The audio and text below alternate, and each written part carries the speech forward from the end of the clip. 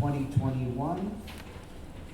Our invocation and pledge of allegiance this evening will be given by board member Dave Tassoni.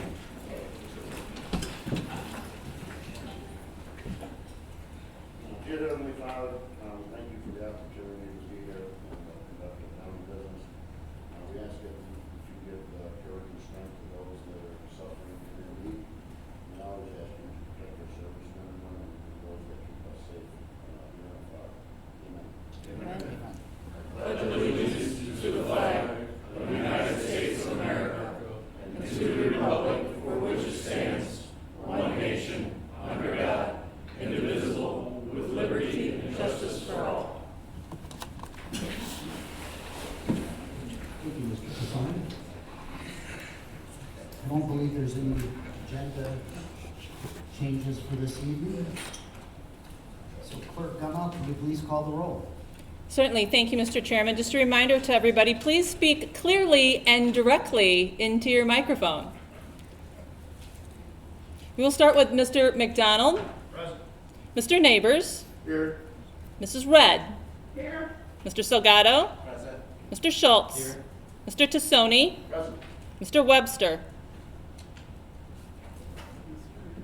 Mr. Westcott. Present. Mr. Rena. Here. Mr. Billich. Here. Mr. Booker. Present. Mr. Butita. Here. Mrs. Crosby. Ms. Fellers. Present. Mr. Gurl. Present. Mrs. Gorel. Present. Mr. Hoffman. Present. Mr. Kelly. Here. Mr. Lindmark. Present. Mr. McCarthy. Present. One more time for Mr. Webster. Here. Thank you all. Mr. Chairman, that is 19 present and 1 board member absent. Very good. We do have a quorum this evening. Move on to awards, presentations, public hearings, and public participation. We do not have any awards this evening. We do have a presentation this evening by Debbie Jarvis, the Director of Court Services for the 17th Circuit, presenting on the Resource Intervention Center. Can you please come forward?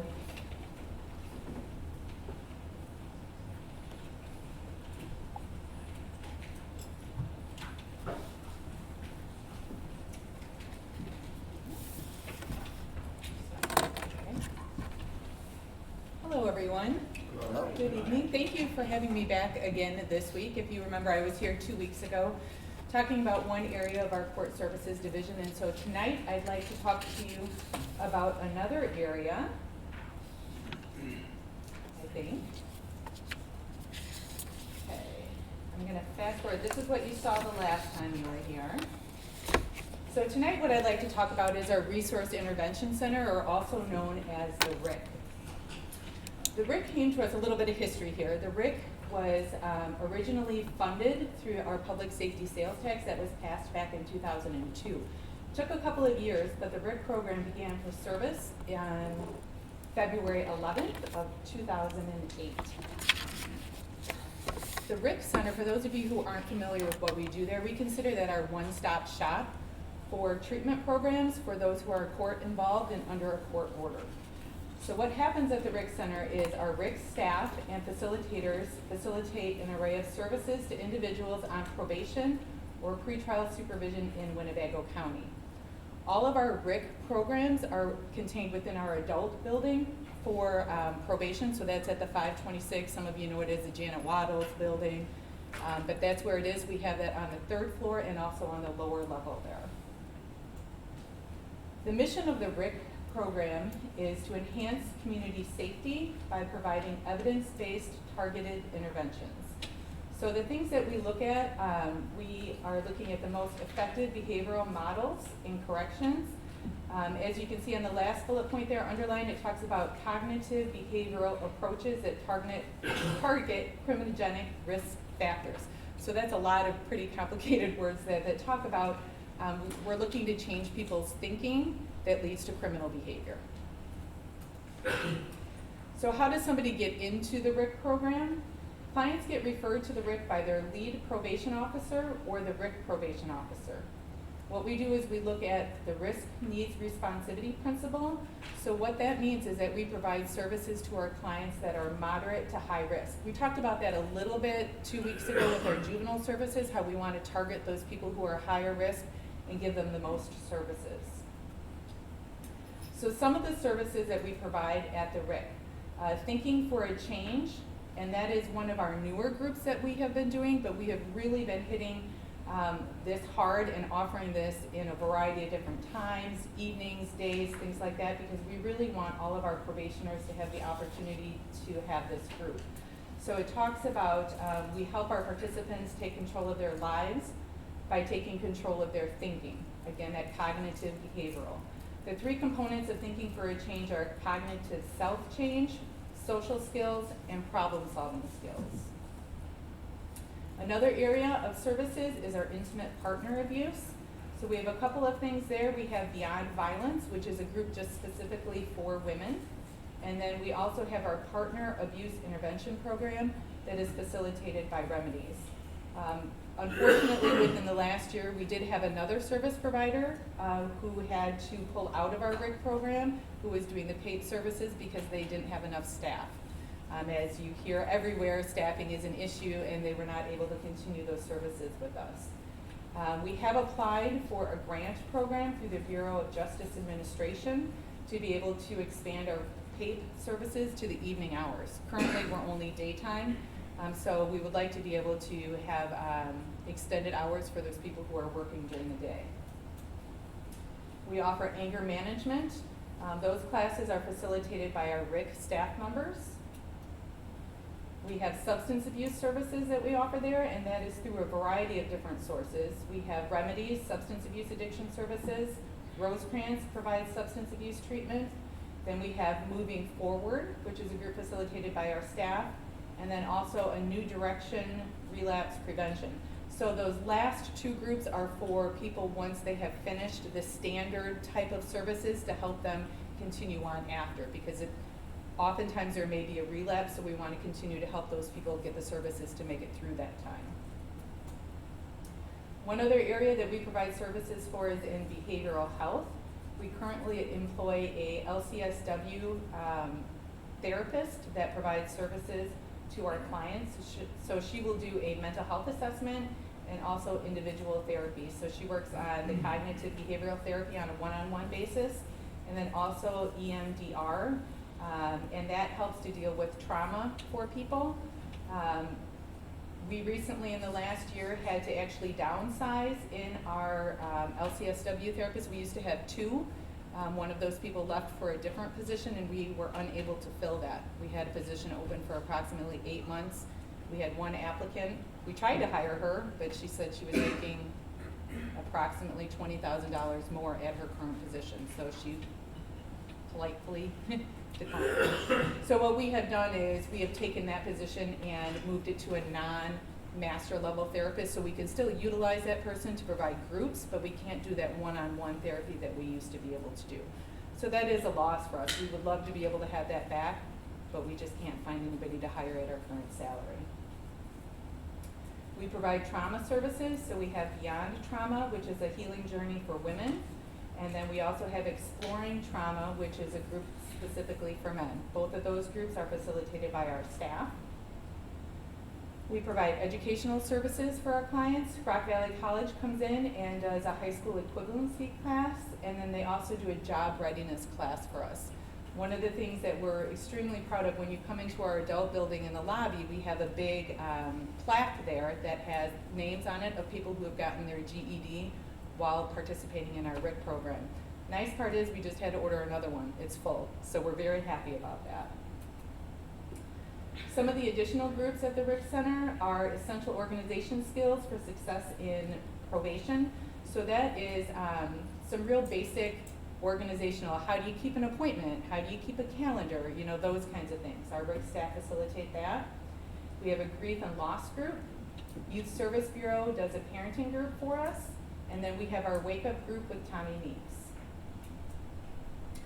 The funding for our RIC program comes from a variety of different sources. Okay, we currently have 3 probation officers, 1 supervisor, and our deputy director is a part-time position. She works for our pretrial and also the RIC, so she is a part-time one, even though her whole position is full-time. 5 of those positions are funded through AOIC vouchers, so that is where the state reimburses us for the salary for those people.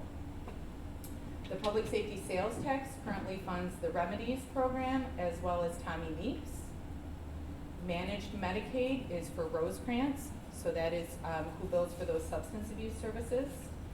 And then our other programs that we facilitate are through probation fees, that we fund things like the GED program, parenting, that kind of thing. That's all through our probation fees. And then at the end, it talks about our grant funding. We're hoping to get that grant to expand those services to the evening for our paid program. One of the things that we focus on at the RIC, you heard a little bit about this 2 weeks ago with our juvenile programs, is that we look at evidence-based services. We don't just randomly say, hey, this program sounds good. We ask for the research behind. Prove to us that this program is working. We want to know that what we're doing is going to have an impact and have the outcomes that we're looking for. One of the things that we did was we partnered with Loyola University several years ago, and they did a study for us looking at the data for the Winnebago County Court Services from 2014 to 2017. He did a comparison of individuals with similar offenses who were sentenced to probation versus prison. So then what he did is statistical analysis, making it all equal, looked at after 2 years, the individuals completing probation had a lower recidivism rate than those returning from prison. So when they had the same offenses, some went to prison, some got probation, we had lower recidivism 2 years later, so it worked. We did better. This was the quote that was given from the researcher. He said, the difference is likely due in part to the access people on probation in Winnebago County have to rehabilitative services through the RIC. So he's saying that is a critical component for us to be able to look at the rehabilitation of these people.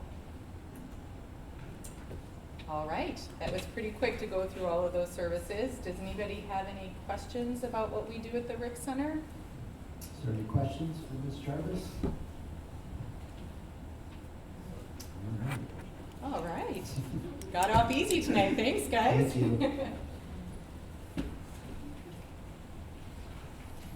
All right, we'll move along here. No public hearings this evening. We do have public participation. I'm going to read this disclosure here. The comments shall be limited to 3 minutes. Speakers may not address zoning matters which are pending before the ZBA, zoning committee, or the county board. Personnel matters or pending or threatened litigation may not be addressed in open session. An individual may speak a maximum of 3 times per calendar year on the same topic. This prohibition shall include the petition of the same topic in a statement on what is purported to be a different topic. Personal attacks or inappropriate language of any sort will not be tolerated. Okay, so we have public comment by Mr. Brad Roos. Could you please come forward?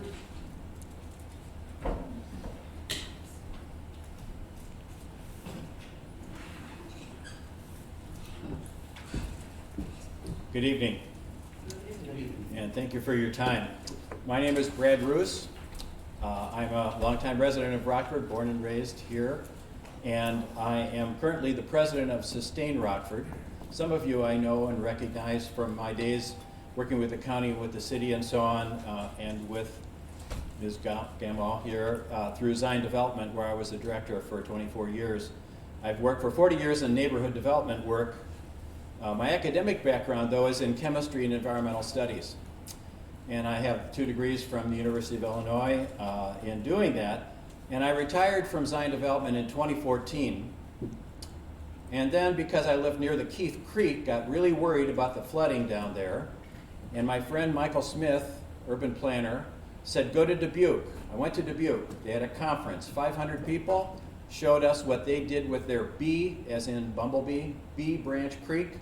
Spectacular, $239 million development from a 100-home, 12 out of 6 presidential floods in 12 years, disastrous situation for their downtown, to a beautiful parkway, a resource for all the residents and the neighbors and the whole community. So a wonderful thing. So, but the conference was all about sustainability and developing sustainability plans. Thought this was my background. I hadn't heard anything about this. Came back to Rockford. Do we have one of these? No. People hadn't even heard about it in our community. A lot of communities have them. So we took trips, went to Elgin, met with their Sustainability Commission, went to Madison, met with just about everybody in their county and city government, and also went to Dubuque, which rolled out their red carpet for us, and we spent an hour and a half in their conference room as they told us about how they grew their sustainability planning. Came back and said to people in town on the 10th of February of 2020, just before the lockdown, do we need a sustainability plan? And all 37 leaders of the community who were sitting in the meeting room at Katie's Cup said, we absolutely need a sustainability plan. And so I'm grateful to the county for stepping up and helping fund that plan, along with the city of Rockford and a number of other folks. We had to come up with $20,000 pretty quickly in order to engage the planners. This will be the 23rd Greentown Conference in the Midwest. The others have been in Indiana, Ohio, Michigan, and Illinois. And so I'm grateful for that. I'm grateful especially for help from county board members Gorel, Girl, and Arena, which sounds like a law firm to me, but okay. And they were very helpful and supportive in getting this going. I'm here to just say you've got the flyers in front of you. Please register. Register for this conference. It's an all-day conference. It's at the Embassy Suites, so a nice venue. We expect, right now my count is at 322. We expect over 350 people at this conference. It will be all day, keynote by Doug Scott, and then 15 working sessions or breakout sessions for you to get into the weeds on the various topics of sustainability, which we think of as people, profit, and planet. This is not just an environmental wish list. This is how do we make our community stand on three legs of a stool: people, profit, and planet. So not only that, but please also encourage your friends and colleagues to attend. Thank you very much. Thank you, appreciate it. Look forward to seeing you. All right, next we have a proclamation for Veterans Day presented to Mr. Scott Lewandowski, the Museum Director at Veterans Memorial Hall, and museum and other veterans, if you could come forward. Mr. Booker, I'd like you to read this if you don't mind.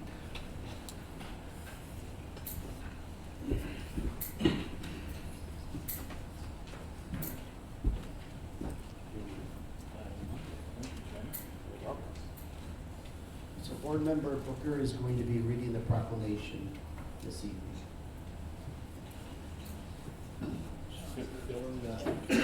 Fill in up here as much as you can.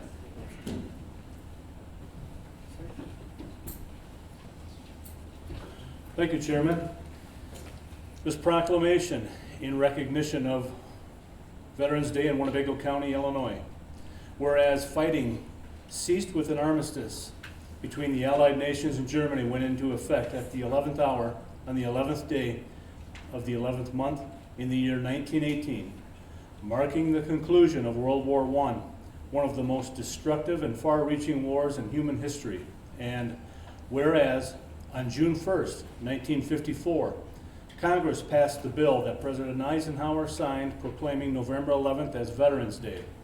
And whereas Winnebago County has a long-standing history with November 11th, beginning with the reunion dinner held by the veterans of the Spanish-American War in 1898 to the current annual Veterans Dinner. And whereas a group of men in Rockford known as the Daniel Post Ex-Servicemen's Organization founded the Armistice Day Banquet on November 11th, 1938 at Bethesda Covenant Church. And whereas it is historically fitting that the recurring anniversary of this date be honored with a banquet. And whereas we continue to come together on this day to honor all those men and women who answered the call to serve our country with bravery and valor. Our freedom is a direct result of their distinguished service. Now therefore be it resolved, I, Joseph Shirelli, Chairman of the Winnebago County Board, do hereby proclaim November 11th 2021 as Veterans Day. In Winnebago County, encourage all residents to recognize the contributions of our servicemen and women have made to the cause of peace and freedom in our own community, our country, and throughout the world.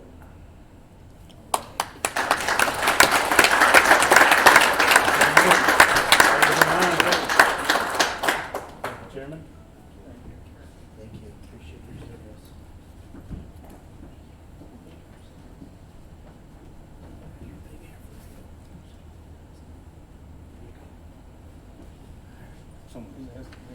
Say a few words. Yeah. All right, I thank you very much for this proclamation, and it's been several years that we've been doing this, and I thank you very much for all those years of doing it. How many out here are veterans? Look at there, quite a few. Give them a hand.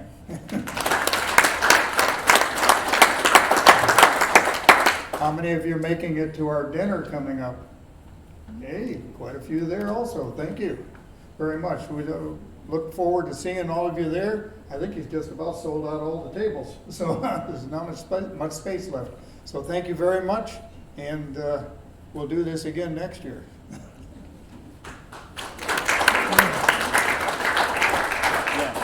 Yeah. I just wanted to say thank you to the county board for supporting Veterans Memorial Hall. It's been 118 years since this county board, not this personal one, but the county board created the building, built the building, and it continues today to honor the veterans of Winnebago County. And I just am very grateful that I'm a small part of it, and for you all to continue to support me and this building and the veterans. Thank you.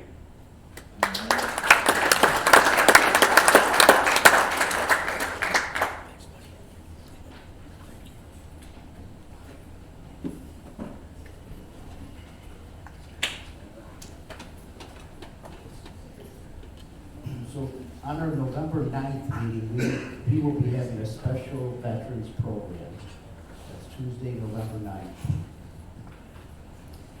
And we'll be sending out some information on that also, so all veterans, we're going to have a special program that evening. All right, we'll move on to approval of minutes. Can I entertain a motion to approve the minutes of September 30th, 2021 and layover of October 14th, 2021? We got Ms. Feller's motions to approve. Mr. Billich seconds that motion. Is there any discussion? Hearing none, are there any board members opposed to that motion? Hearing and seeing none, Clerk Amo, can you please cast a yes vote for all members present? Number 7 is the consent agenda. May I entertain a motion on the consent agenda? Chad Billich, yes. Andrew Goro seconds that motion. Is there any discussion? Hearing and seeing none, are there any board members opposed to that motion? Clerk Amo, can you please cast a yes vote for all members present? Number 8 is the appointments. For county board rules, board chairman appoints required 30-day layover unless there's suspension of rule. We have the 12 Mile Grove Cemetery Association. There's no compensation for that position. First is Gerald Stahl is a reappointment. Number 2 is Scott Whitney, is also a reappointment. Number 3 is Jim Johnson. That is a new appointment to that board. Those will be laid over for 30 days. Make a motion to suspend the rules. Thank you, Chairman. We have a motion to suspend the rules by Mr. Booker and second by Mr. Hoffman.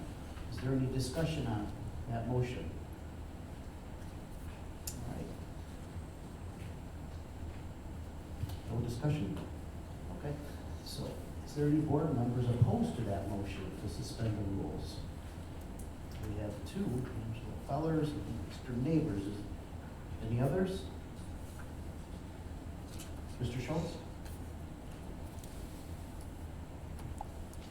It's not out of order. Could we get an explanation as to why we're suspending the rules? Sure. Mr. Booker, your request to suspend the rules is for the reason of?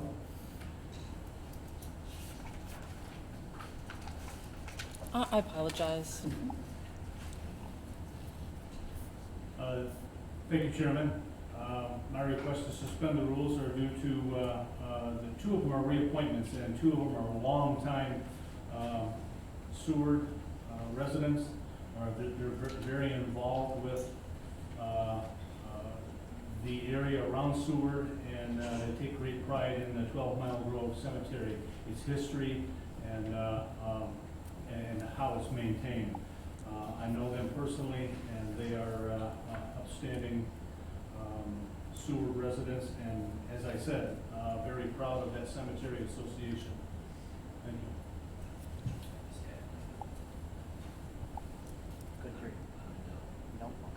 Mr. Webster, you had your hand up? Yeah, I just want to vouch for what Aaron Brooker has just told you. I know two out of the three quite well as well, and they have given much of their time over the years. And a lot of these appointments that we do like this, they're pretty thankless, really. And so people are dedicated to help, and I don't think that to help others. And I agree with Aaron. I think we have to move forward. Thank you, Mr. Webster. Ms. Corwin. Thank you, Chairman. Mr. Booker, how many people have come to you from your area and said they would like to have that position? Ms. Girl, I haven't been approached by anyone in my district that expressed any interest in filling that position. And for how many years? Since Never?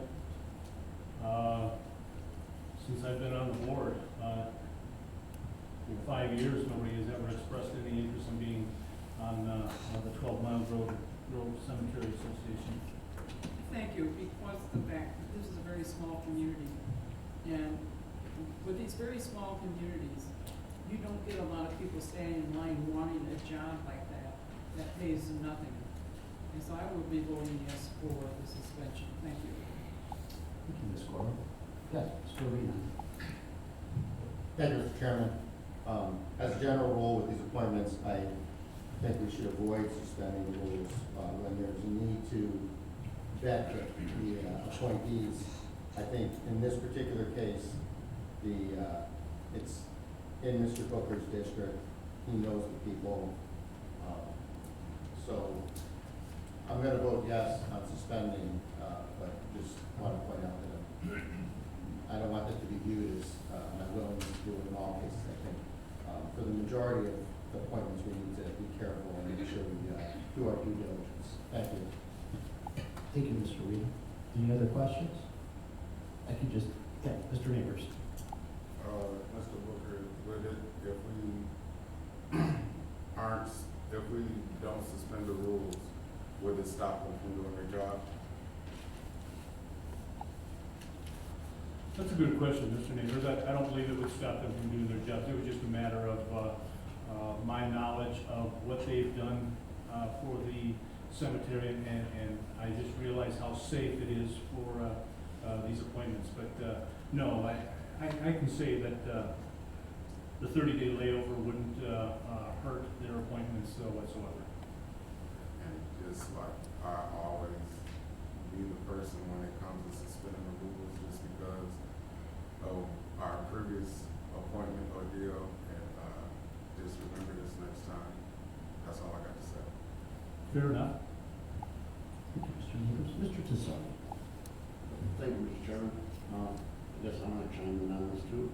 I think first and foremost, we all ought to be grateful that someone even cares to be on a committee or association as this for no pay. They do it out of passion. They do it because their family roots are there. And, suspension of rules for a non-compensation board that these people have probably done it throughout generations in their own families. And I would just say God bless them for stepping up and wanting to do it. Thank you. Thank you, Mr. Tassoni. Mr. Huffman. Thank you, Chairman. The reason I second this, I know we spoke about not doing, suspending the rules, but in this particular case, I thought it was something to get off the docket. Just get it done, because we're gonna do it anyway in 2 weeks, no matter which. It's gonna be the same people. So I'm just for it to get it done. Thank you, Mr. Huffman. Mr. Mr. Neighbors. And I just want to reiterate, we chose to do it this way for a reason, to keep everything the same. So once you start picking and choosing which ones you want to suspend or not, that's already starting the discrimination process. Thank you, Mr. Neighbors. Any other comments? Ms. Fowler? I agree with Mr. Neighbors. The reason for my no vote is that I want to establish continuity and not break away from what we had agreed to do with not laying over, not suspending the rules. There will be some cases where there will be some appointments where it would seem like it's a no-brainer. I know that we would just be doing this again in 2 weeks. But there's a reason that we have the policies and procedures, and I believe that we should follow them. Thank you, Ms. Fowler. Anyone else? So you can raise your hand again if you're opposed to the motion. So there's, got that recorded? 3. Please cast a yes vote for all other members present. So the rules are suspended. Is there a motion to approve these appointees? Mr. Booker makes the motion to approve. Mr. McCarthy seconds that motion. Is there any discussion now that the appointees are before you? Are there any board members opposed to that motion to approve the 3 appointees? No? Please cast a yes vote for all members present. Thank you. I can just say for the record that it's very, very difficult to find people who want to serve on the cemetery board. It's a very big challenge for the chairman's office. It's usually generations of people that are serving, Mr. Tassoni said, and to find Mr. Jim Johnson, very highly recommended by the other 2 appointees that were already serving. So it's very difficult to find anyone, especially in the small communities. Okay, we'll move on to number 9, reports of standing committees. First is the Finance Committee, Mr. Salgado.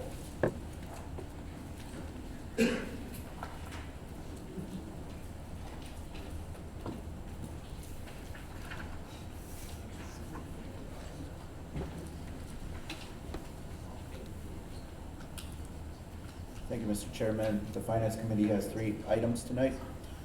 I'd like to take them all together, if you would mind. Indulge me in that. They're all ARC money, so I'd like to motion and approve items 2, 3, and 4, and I will read them in, and then we can take them together. Please. So the first one is a resolution awarding the Fire Eye Endpoint Protection in the amount of $102,444.30. Second resolution is awarding the Public Defender laptop purchase in the amount of $66,550.80. And the third resolution is awarding the EOC technology refresh in the amount of $290,415. And I so move. Mr. Salgado motions. Mr. Westcott seconds that motion. Mr. Salgado. Just like I said earlier, these are items that are ARC money that came before us. Mr. Rickert, if you want to add anything else, for the most part, it's pretty straightforward. The laptops, I mean, it's for the whole public defender's office. The EOC, same situation there. It's for the whole emergency center there. There's quite a few technology upgrades that were done, and I don't know if there's anything else you want to add, Mr. Rickert, on that. I have nothing further to add. I can just add one thing for Go the ahead. EOC, Mr. Salgado. Yes. So in the EOC, the Emergency Operations Center, while there was the Rockton fire incident, it was identified there were several technology issues that needed to be corrected, and that's the reason why for this refresh. So make sure that we're fully prepared in case of another emergency, that our technology is up to date and our equipment is up to date. Thank you. Is there any other questions? Okay, so we have a motion and a second. Are there any board members opposed to that motion? All right, hearing Seeing none, please cast a yes vote for all members present. So that concludes our report. Okay, thank you, Mr. Salgado. Move on to the zoning committee, Mr. Webster. Thank you. The zoning committee has no report tonight. We're dead in the water. Try to do better next month. Thank you, Mr. Webster. Number C, Economic Development Committee, Mr. Village. Thank you, Mr. Chairman, we have no report. Thank you, Mr. Village. Item D is Operation Administrative Committee, Mr. McDonald. Thank you, Mr. Chairman, we have no report this evening, we will be having operations meeting next Thursday. Very good, thank you. E is Public Works Committee, Mr. Tassoni. Thank you, Mr. Chairman. No public works report added. Thank you. F is Public Safety and Judiciary Committee, Mr. Gurl. Thank you, Mr. Chairman. No report, but we look forward to a busy November. Very good, thank you. All right, we'll move on to number 10, unfinished business. Is there any unfinished business before the board this evening? Number 11 is new business. Any new business? Mr. Gurl. Thank you, Mr. Chairman. Any chance we can get the viaduct on 20th Street, or, I'm sorry, on Broadway raised a little bit down there, please? Get right on that. It was really unusual. All right. No other. Number 12, announcements and communication. Clerk Lori Gumma. Thank you, Mr. Chairman. The items listed below were received as correspondence. Very good. Is there any announcements, communications from board members this evening? Mr. Arena and then Mr. Limart. Thank you, Mr. Chairman. I just wanted to apologize to Mr. Webster because I forgot to bring my sock for the donation to Carpenter's Place, and I want to confirm that the bucket will be there again for our next board meeting. Very good. Mr. Webster. Thank you, Mr. Arena. No apologies are needed. If you do wish to donate, though, for that cause, those containers are over there by the IT commander's desk, and I will leave those there until after our second meeting next month. So we get 2 more chances to fill the touch for it. Thank you. Very good. I heard Mr. McCarthy has Christmas socks with his picture on it. Would that be okay? That would be perfect. They're All hot right. sellers. Very good. Limited edition. Any other announcement? Mr. Limart. I just want to thank our first responders on National First Responder Day. They're there for us every day, do a great job, so happy National First Responder Day. Very good. Mr. McCarthy. Thank you, Mr. Chairman.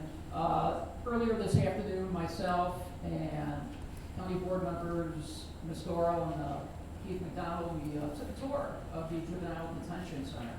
And it was wonderful to see, where our tax dollars go to, especially when we have to report to our constituents. And I think it was just time well spent, and I encourage other board members to take a tour if they have not done so yet. I believe Marlena has another one scheduled for November 2nd. So who's never taken a tour of the detention center, please do so, because it's a great opportunity for us to learn hands-on what is exactly going on. Thank you. Thank you, Mr. McCarthy.